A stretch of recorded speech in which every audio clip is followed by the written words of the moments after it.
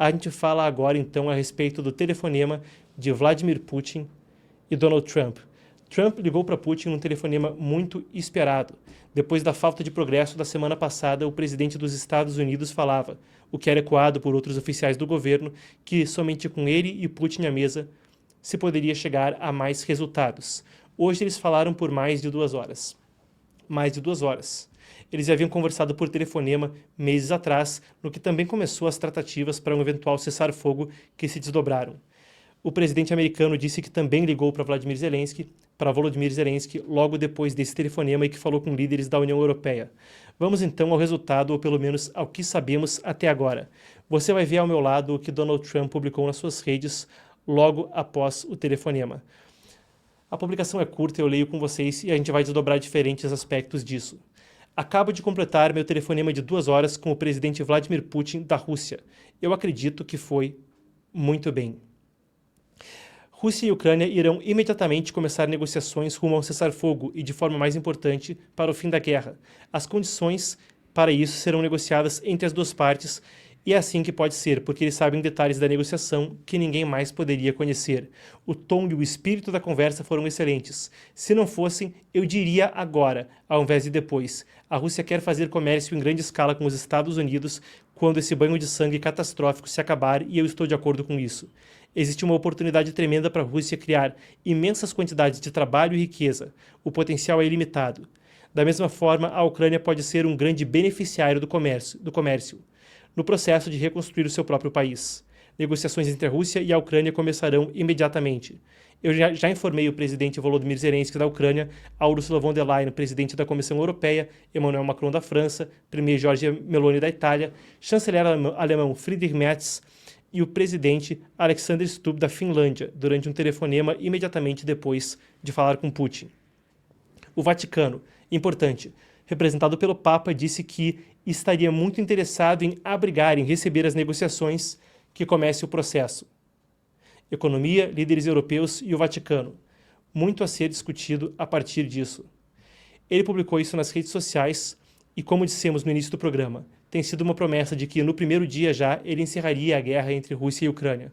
Por vezes falou que faria isso mesmo antes da posse, já no período entre a eleição e a posse entre 5 de novembro e 20 de janeiro. Agora, até o momento, nem tanto progresso. Recapitulando, houve um primeiro telefonema com Putin em fevereiro, ainda o incidente com Zelensky, onde houve aquele desentendimento que rodou o mundo na Sala Oval, o acordo de minerais na Ucrânia e depois esse acordo em Istambul. Essa reunião, que na quinta-feira passada deixou muita gente decepcionada. Iam estar, no melhor dos casos, Trump, Putin e Zelensky. Na realidade, não só nenhum dos 3 líderes compareceu, como nem mesmo staff em nível ministerial estava lá. Pessoas abaixo do nível ministerial. E apesar de trocas de prisioneiros e algum progresso que é pequeno, perto do que seria um cessar-fogo, ou mesmo passos mais largos para o final da guerra, a coisa ficou por isso mesmo. Agora, no telefonema de hoje, o que muda? O que muda comparado a esses incidentes no passado? Bem, o tempo vai dizer se isso de fato vai acarretar resultados ou se é mais do mesmo do que temos visto ao longo dos últimos 4 meses, ou ao longo dos últimos 3 anos. Entretanto, tem algumas coisas a serem desdobradas. A ameaça de sanções junto da possibilidade de comércio e liberdade econômica para a Rússia. O que foi citado a respeito do Vaticano estar envolvido, como um lugar aonde tanto Rússia quanto Ucrânia poderiam ir para negociar e diante de um novo Papa, Leão XIV, que disse que fará todos os esforços para o fim da guerra. A gente ainda fala sobre uma postura diferente quanto a líderes europeus se comparado a meses atrás. Nesse segmento, a gente cobre o telefonema mais a fundo entre Trump e Putin, melhor dizendo, quem pegou o telefone foi o presidente dos Estados Unidos. E a gente vai desdobrar quais as implicações disso e o que a gente está monitorando seguindo adiante para se isso muda algo ou se é mais do mesmo. A gente começa pelo aspecto econômico. Vocês lembram, vocês viram agora na publicação, a gente pode colocar ela novamente na tela. Trump falou sobre a Rússia querer fazer comércio em larga escala com os Estados Unidos. Comércio em larga escala com os Estados Unidos. E que o potencial é ilimitado. Um dia antes, no domingo, a economia também era pauta quando a gente ainda estimava o que iria acontecer nessa reunião. Scott Bessent, secretário do Tesouro, disse o seguinte, na televisão, ele foi ao Meet the Press, na NBC, falou com Kristen Welker e falou o seguinte, a gente tem aqui a imagem então de Scott Bessent falando na NBC, vamos conferir. President Trump has made it very clear that if President Putin does not negotiate in good faith, that the United States will not hesitate to up the Russia sanctions along with our European partners. What I can tell you is the sanctions were very ineffective during the Biden administration because they kept them low because they were afraid of pushing up domestic oil prices. Muito bem, a gente ouviu então Scott Bessent, secretário do Tesouro dos Estados Unidos. Para você que está só ouvindo com o vídeo desligado, a gente faz o serviço também. Ele falou que se as negociações não fossem feitas em boa fé, sanções estariam na mesa e que elas foram muito baixas sob o governo Biden. Foi uma abordagem, pela publicação de Trump hoje e pelo que tem dito os oficiais nos dias anteriores, que de um lado ameaça mais sanções, que de um lado ameaça mais represália econômica, enquanto do outro oferece a possibilidade de comércio. O carrot and the stick, como se diz nos Estados Unidos. Recapitulando, a Rússia é o país com mais sanções no mundo. De longe, são mais de 24 mil. A imagem que vocês vão ver agora ao meu lado vem da Castellum.ai, Russia Sanctions Dashboard. Essa é uma organização que trabalha com o rastreio de sanções. Eram 2.695 antes da invasão de fevereiro de 2022 contra a Ucrânia e foram 21.692 desde a invasão. 21.692. 4, 5, 6 vezes mais que o Irã, que é o segundo colocado, muitas vezes mais do que as sanções que pesam sobre a Venezuela, por exemplo. Dessas, mais de 7 mil são dos Estados Unidos. Mais de 7.300, para ser mais preciso, eu confiro aqui na nossa apuração, mais de 7.300, pouco mais de 7.300 são dos Estados Unidos. Scott Bessent falou que isso ainda era pouco e que, claro, sanções secundárias, outros mecanismos, mais fiscalização, poderiam pesar sobre a Rússia se a coisa não progredisse a partir daí. As sanções não viriam só dos Estados Unidos. A gente tem o seguinte, uma movimentação da União Europeia também nesse entremeio. Se antes, no início do governo Trump e nos primeiros contatos com a Rússia, se falava de os europeus estarem excluídos, sem participar desse processo, agora esse já não é o caso. Antes do telefonema acontecer, ainda hoje o governo alemão confirmou apoio a novas sanções da União Europeia contra a Rússia, coordenadas com os Estados Unidos. Isso incluiria sanções simbólicas aos gasodutos Nord Stream 1 e 2, novas restrições à frota russa clandestina. Isso é porque no Mar Báltico também é dito que, muitas vezes, não é possível fiscalizar as sanções e muitos navios navegam no Mar Báltico com petróleo com outros bens sancionados da Rússia. Teto reduzido para o preço do petróleo e sanções ao setor financeiro russo, mais sanções ao setor financeiro. Isso seria uma resposta à ausência de Vladimir Putin na Turquia na quinta-feira passada, nas negociações de Istambul. Uma questão a mais. A gente teve também as publicações mais cedo de Macron e Keir Starmer, vocês vão ver a meu lado, essa é do presidente francês Emmanuel Macron, que publicou o seguinte nas suas redes logo antes dessas conversas começarem.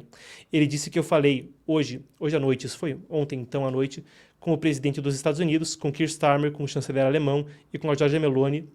Amanhã o presidente precisa mostrar que ele quer a paz, aceitando presidente Putin, um cessar-fogo incondicional de 30 dias proposto pelo presidente Trump e apoiado pela Ucrânia e pela Europa. A gente viu coisas similares vindo dos outros líderes aí citados, eles que conversaram com Trump anteriormente, foram divulgadas imagens das reuniões. Uma movimentação que tem um tom diferente se comparado ao que foi visto mais cedo nesse ano. Diversas lideranças europeias também ecoaram isso, como a gente falou, e Trump também conversou com Zelensky. Ele afirmou que realizou uma ligação conjunta com ele e com os líderes da União Europeia logo após a ligação com Putin. A situação, então, apresenta esse tipo de cenário. Mas existe uma coisa a mais que também traz relevância para o contato e para a articulação que acontece. O Papa Leão XIV, o novo Papa que assume depois da morte do Papa Francisco, disse que faria todos os esforços para o fim da guerra. Isso foi dias atrás. Agora, na publicação de Trump, ele falava sobre como isso poderia de fato se concretizar. Marco Rubio, secretário de Estado, J.D. Vance, Zelensky estiveram todos para a missa inaugural do Papa no Vaticano. Eles que estiveram lá entre ontem e hoje falaram também a respeito disso. Marco Rubio, secretário de Estado, disse que era um lugar onde tanto Rússia quanto Ucrânia se sentiriam confortáveis. Talvez com um novo Papa, talvez com uma mudança de cenário, e com o momento que há agora no Vaticano, de posse, de muito ânimo, e das falas do Papa já na abertura do seu papado de querer fazer todos os esforços para o fim da guerra, bem, isso pode ser algo a mais, um outro fator a ser considerado. A Europa aparentemente consegue muito mais protagonismo do que tinha no início das negociações em fevereiro, do que tinha naquele primeiro momento. Agora em coordenação com os Estados Unidos nas ameaças de sanções. Mas há ainda um outro ponto a ser destacado. A imagem que vocês vão ver agora a meu lado, a gente pode voltar a essa imagem mesmo. Trump à frente da bandeira da Arábia Saudita, isso foi em Riad, a capital do país, quando ele esteve em turnê pelo Oriente Médio na semana passada. Na terça-feira, ele falou ali. Foi, tirando o funeral do Papa Francisco, a sua primeira visita ao exterior, sua primeira viagem ao exterior nesse seu segundo mandato. E ele fez um discurso que basicamente chamou a atenção por mudar a abordagem dos Estados Unidos para a política externa em muitos aspectos. Eu acho que alguns dos aspectos ficam óbvios quando a gente lê o que ele falou, e eu resgatei aqui, pedi para a nossa apuração resgatar, parte do que foi dito por ele ali.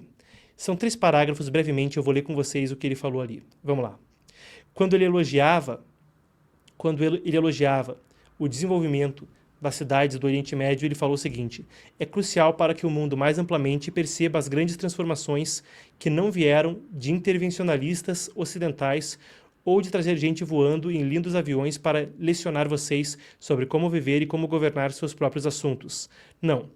As chamativas maravilhas de Riad e Abu Dhabi não foram criadas pelos chamados construtores de nações, pelos neoconservadores ou pelas ONGs liberais como aquelas que gastaram trilhões e trilhões de dólares falhando no desenvolvimento de Cabul. Ele fala do Afeganistão, de Bagdá no Iraque e tantas outras cidades. Trump continua. Ao invés, o nascimento de um Oriente Médio moderno foi trazido por pessoas da região elas próprias, as pessoas que estão bem aqui, as pessoas que viveram aqui durante todas as suas vidas, desenvolvendo seus próprios países soberanos, buscando suas próprias visões únicas e trilhando seus próprios destinos do seu próprio jeito. É realmente incrível o que vocês fizeram. No final, os assim chamados construtores de nações acabaram com muito mais nações do que eles ergueram, e os intervencionalistas estavam intervindo em sociedades complexas que eles nem sequer entendiam eles próprios. Eles disseram para vocês como fazê-lo, mas eles não tinham ideia eles próprios do que fazer. Paz, prosperidade e progresso, no final das contas, não vieram de uma rejeição radical da sua herança, mas ao invés de abraçar as suas tradições nacionais e abraçar essa mesma herança que vocês amam de forma tão querida, algo que somente vocês podem fazer. Ele encerra. Vocês concluíram um milagre moderno do jeito árabe e esse é um bom jeito. A fala de Trump ecoa até parte do que Obama dizia nos seus discursos, mas até aprofundando ainda mais essa questão de não intervencionismo e com uma aparente crítica aberta à forma como a política externa americana foi conduzida nas últimas décadas, em especial depois da Guerra Fria, quando os Estados Unidos emergiam com uma espécie de hegemonia geopolítica no chamado mundo unipolar. A União Soviética caía, restavam os Estados Unidos. Francis Fukuyama, uma das vozes que meio que moldou a política externa dos Estados Unidos naquele momento, falava sobre como eles haviam de fato vencido a Guerra Fria, como a história estava progredindo para que outros países também adotassem aquele modelo. Isso permeou administrações tanto democratas quanto conservadoras. Bill Clinton, Bush filho, depois o Obama. Mesmo o primeiro governo de Trump tinha alguns aspectos disso. Esse discurso é uma ruptura aparentemente radical com aquilo que era dito anteriormente. Por que a gente menciona essa mudança que foi dita no Oriente Médio? E claro, a gente cobriu isso anteriormente e há uma série de nuances. Na disputa com a China, por exemplo, no Oriente Médio, existia uma questão na qual a China dizia que não se importava que os países fossem autoritários, até mesmo preferia isso.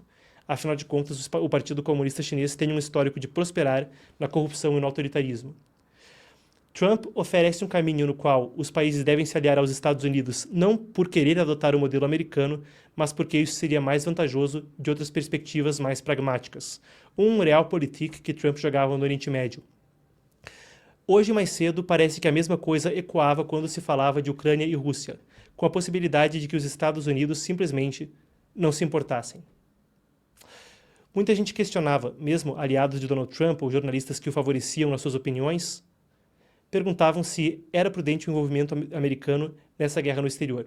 E aí cada um pode ter a sua própria opinião, a gente não quer legitimar ou deslegitimar o argumento de quem quer que seja, mas isso marca uma postura diferente dos Estados Unidos. Assim como aconteceu no Oriente Médio, J.D. Vance falou hoje mais cedo, como a gente disse, ele que esteve na missa inaugural do Papa junto de Marco Rubio e de Zelensky, falou que os Estados Unidos estavam perfeitamente confortáveis se distanciando disso e se distanciando de todo do conflito, caso não se pudesse chegar a um termo favorável pelo que via a Casa Branca. Mais uma coisa que pontua o que foi dito na semana passada e a postura dos Estados Unidos quanto a relações exteriores no segundo mandato de Donald Trump. A paz vem ou não? Observemos, esses são 3 ou 4 dos fatores, se contarmos aí o Papa, questão europeia, econômica e a mudança de política externa dos Estados Unidos a serem observados conforme a gente segue adiante.